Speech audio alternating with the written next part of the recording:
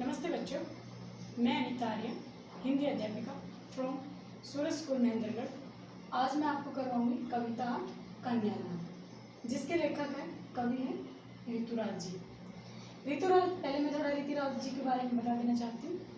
ऋतुराज जी का जन्म सन 1940 ईस्वी में भरतपुर में हुआ था, जो राजस्थान में है।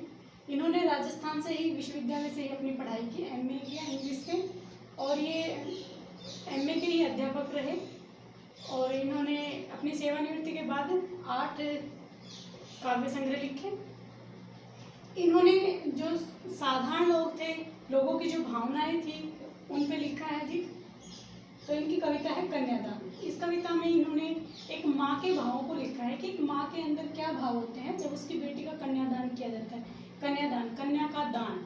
वैसे तो कह देते हैं कि कन्या का दान, ये शब्द सही नहीं माना जाता। कन्या का दान की हुई चीज़ को तो हम लोग वापस नहीं ले सकते, ना उससे मिल सकते हैं, ठीक है। तो यहाँ पर लेकिन अपने यहाँ समाज में प्रचलित हो रहा है कन्यादान, ठीक है। जब लड़की की शादी करते हैं, लड़के के हाथ में देते हैं, तो बोलते हैं कि कन्यादान कर दिया। तो इसमें इन्होंने एक माँ के भावों को बताया कि जब एक लड़की की शादी होती है तो उसकी माँ के किस तरह के भाव होते हैं, वो अपनी बेटी को किस तरह की सीख देती है, क्या बताती है, उसको कैसे सचेत करती है। कितना प्रामाणिक था उसका दुख। प्रामाणिक होता है वास्तविक। प्रामाणिक का अर्थ होता है वास्तविक। तो यहाँ पे कवि कह रहा है कितना प्रामाणिक था उसका दुख। किसका दुख? माँ का दुख। उसकी माँ का दुख कितना वास्तविक था लड़की को दान में देते वक्त, कि जब उसने अपनी लड़की को दान में दिया, अपनी लड़की की शादी की, तो उसका दुख कितना प्रामाणिक था, कितना वास्तविक था। एक माँ का दुख माँ ही समझ सकती है। जैसे वही उसकी अंतिम पूंजी हो। पूंजी मतलब धन दौलत, ठीक है।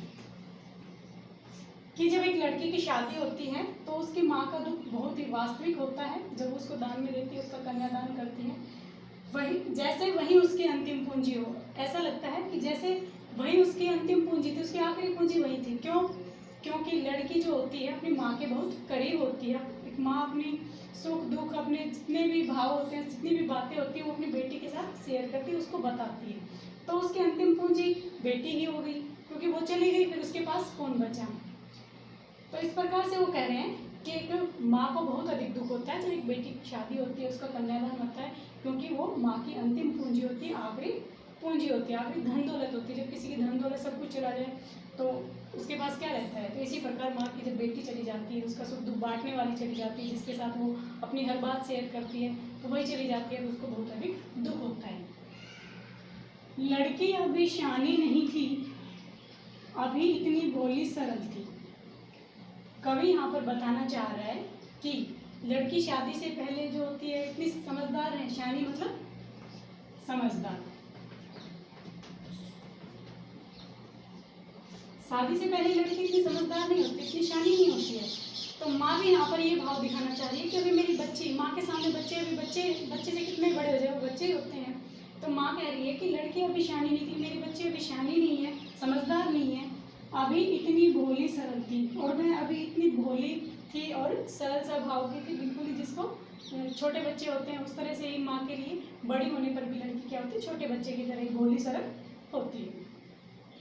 कि उसे सुख का आभास तो होता था।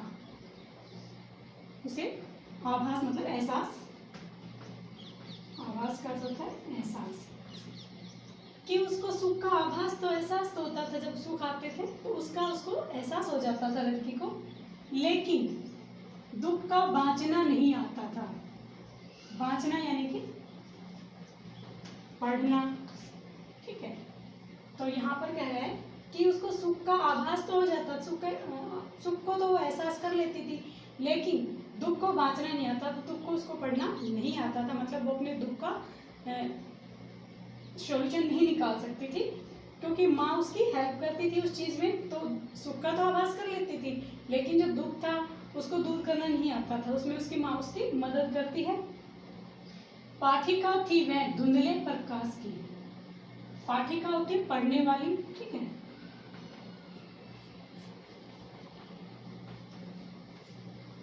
पाठिका थी वह धुंधले प्रकाश की, कुछ तुकों और कुछ लयबद्ध पंक्तियों की।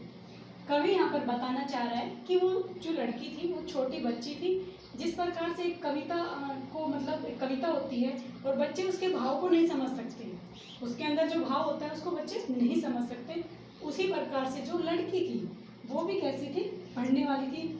वो उस कविता के भाव को, तुकों को, लयबद्ध पंक्तियों को नहीं समझ पाती थी, मतलब वो दुख को नहीं समझ पाती थी, क्योंकि उसकी शादी होने जा रही थी। तो ससुराल में जाने के बाद लड़की वहाँ के ससुराल के वातावरण को, वहाँ के माहौल को नहीं समझ पाएगी, तो इसलिए उसकी माँ उसको सीख दे रही है। पाठिका थी वह धुंधले प्रकाश की, धुंधला प्रकाश मतलब अधूरा सा प्रकाश, अधूरा ज्ञान, कि अभी उसको अधूरा ही ज्ञान था जिंदगी का, कुछ तुकों और कुछ लयबद्ध पंक्तियों का, कि उसको लयबद्ध पंक्तियाँ कुछ तुकों जैसे कि कविता के अंदर कुछ बातों का थोड़ा थोड़ा तो समझ सकती थी, लेकिन सभी बातों को वो नहीं समझ सकती थी, क्योंकि अभी वो सियानी नहीं हुई थी, समझदार नहीं हुई थी, भोली थी, सरल थी। शादी से पहले लड़की समझदार कम होती है, वैसे उसको बाकी समझदारी तो होती है, लेकिन घर गृहस्थी की इतनी समझदारी नहीं होती।